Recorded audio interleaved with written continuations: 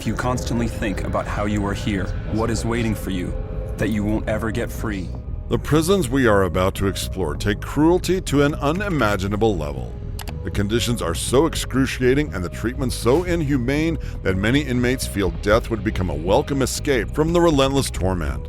From the brutal confines of ADX Florence supermax prison in the USA to the unforgiving horrors of Camp 14 in North Korea, these facilities don't just punish, they annihilate the human soul.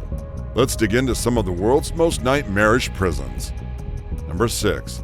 Black Dolphin Prison, Russia. Black Dolphin isn't your everyday prison. It's home to around 700 inmates, each more notorious than the last, with an average of 5 murders per prisoner. These are the worst of the worst: serial killers, cannibals, and terrorists. Even the prison's name sends a shiver down the spine, derived from a grim statue made by the inmates, a black dolphin, symbolizing a freedom they'll never taste. Here, the only way out is death. Every inmate is serving a life sentence without a glimpse of parole. Their lives inside Black Dolphin are stripped down to nothing. Imagine living within a cell, cramped in just 50 square feet with another inmate. Surrounded by 3 layers of steel doors, any thought of escape is a distant fantasy. The prison routine is a masterpiece of control and deprivation. Guards keep an eye on them 24/7, making rounds every 15 minutes. When inmates are moved, they must walk bent at the waist, blindfolded, to prevent any memorization of the layout or potential for sudden violence. Forget about a yard. These prisoners pace back and forth in a larger cell for exercise, while their personal cells are scoured for contraband. Meals are nothing more than soup and bread served in their cells.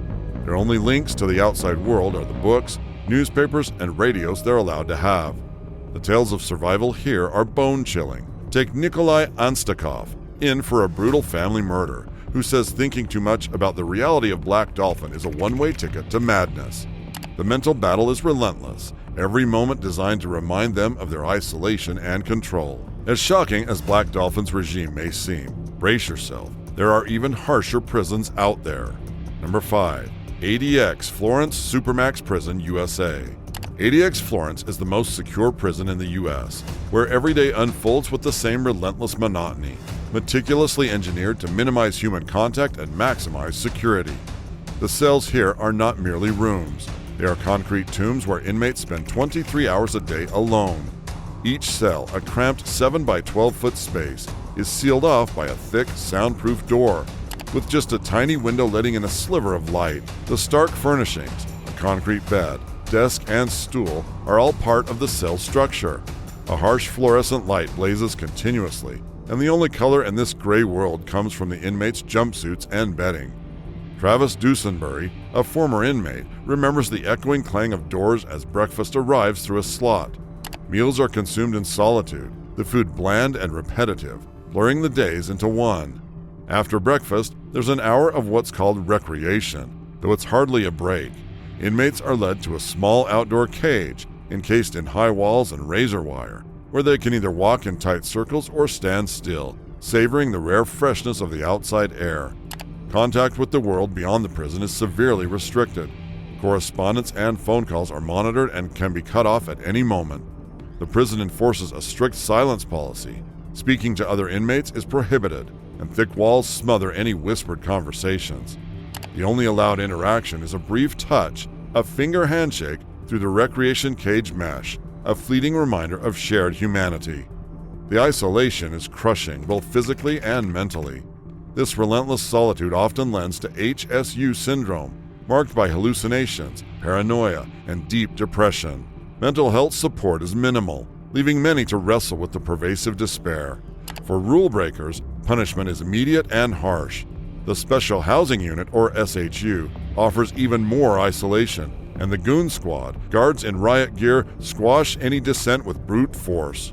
Life at ADX Florence is a grueling cycle of deprivation and repetition, a harsh regime that seeks to break spirits under the guise of control. Number 4. Camp 14, North Korea. Camp 14 in Kaechon, North Korea is chilling. It's something straight out of a nightmare. Just 55 miles north of Pyongyang, this political prison camp, also known as Kwanli-so No. 14, sprawls across a staggering 60 square miles. Here, the concept of human rights vanishes into thin air. Designed to punish those that the state sees as enemies, it traps not just the accused but their entire families, spanning 3 generations in a brutal grasp, often for life. Inside the grim confines of Camp 14, people aren't people anymore. They're just numbers, forced into grueling labor from the break of dawn, mining coal, farming fields, and tending pigs. Prisoners battle constant hunger and exhaustion. A mere pause for breath could mean a brutal beating or even a public execution. It's a stark warning: step out of line and pay with your life. Shin Dong-hyuk's story sheds light on this dark place. Born because of his father's so-called crimes, Shin grew up in the camp, unfamiliar with family love or freedom. Well, I was born in a political prison camp in North Korea. I was expected to just do manual labor and to work. His childhood was marked by forced labor, pervasive hunger, and sheer terror. At 14, he suffered torture by fire when his mother and brother's escape attempt failed, leading to their deaths and leaving him with deep physical and emotional scars. His harrowing tale, detailed in his book, Escape from Camp 14, brings to life the daily terror within Camp 14, like his cousin's murder by guards, a young girl's execution over a few stolen grains of wheat, and the suffocating surveillance that smothers any hope. Camp 14 is more than just a prison. It's a glaring symbol of North Korea's utter disregard for human rights and international norms, a constant thorn in the side of global diplomacy. It's a stark reminder of the cruelty that exists in the world, hidden away, yet profoundly impactful. Number 3. Committee Maximum Prison, Kenya. Committee Maximum Prison, nestled on the outskirts of Nairobi, Kenya, paints a grim picture of incarceration. Built in the 1970s to contain some of the country's most notorious criminals, Committee is fortified with towering walls, electric fences, and relentless surveillance, embodying the peak of prison security in Kenya. Originally designed for around 1,400 inmates, today it groans under the weight of numbers far exceeding its capacity. Inside, the scene is dire. Overcrowded cells force inmates to sleep on the floor, lacking enough beds and space. Sanitation is a nightmare, with facilities falling short for the overwhelming population, sparking disease outbreaks and a desperate fight for basic cleanliness.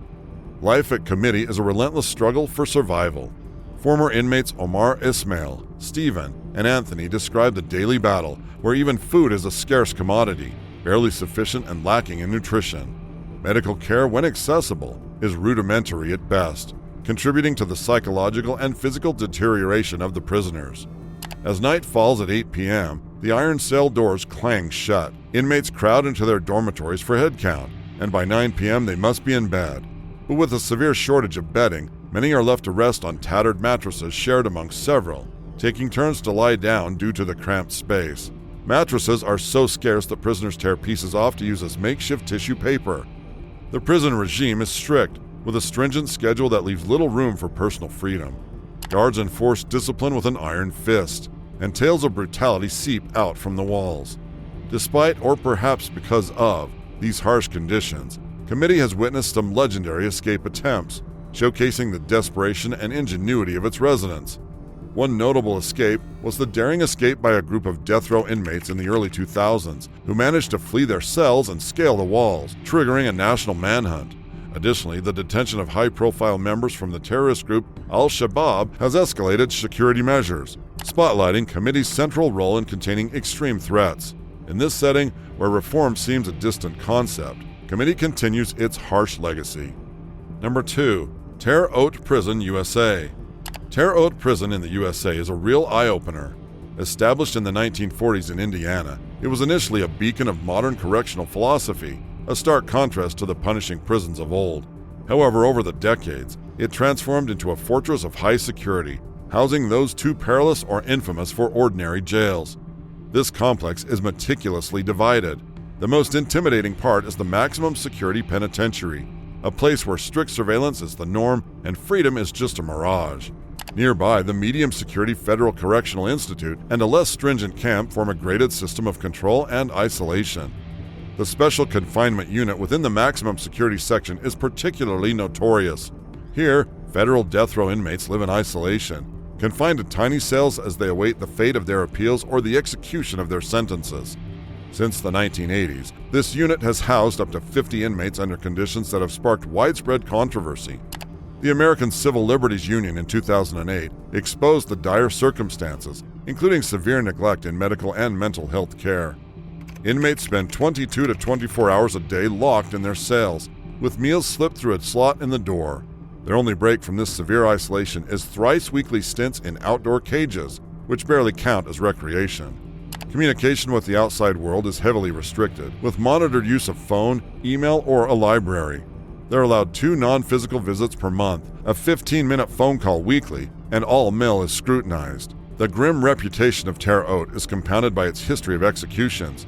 Since the federal death penalty was reinstated in the 1980s, several inmates have met their end here by lethal injection, underscoring the harsh realities of ultimate punishment. Number 1. Gitarama Prison, Rwanda. A glimpse into Gitarama Prison after the 1994 genocide reveals a scene that's almost too horrifying to believe.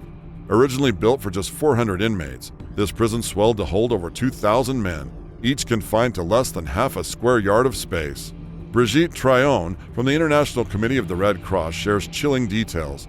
Prisoners are packed so tightly they can't even lie down to sleep, standing for days on end. The ground beneath them turns into a hotbed for disease, leading to severe infections and even amputations. The air is thick with the stench of despair, filled with groans and cries that echo off the walls, a relentless reminder of the agony endured by the inmates. Walking into Gitarama, you're met with a sea of faces and cramped bodies, mirroring the sheer inhumanity inside.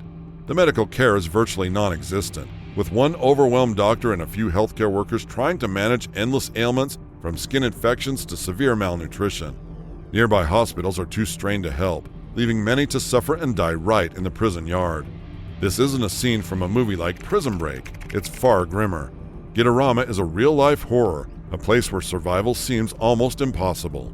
The daily death toll keeps rising, with disease and neglect claiming life after life. It's a dire situation that's cried out for international help, but still, the nightmare continues. It's shocking, and it's all happening right under the world's watch.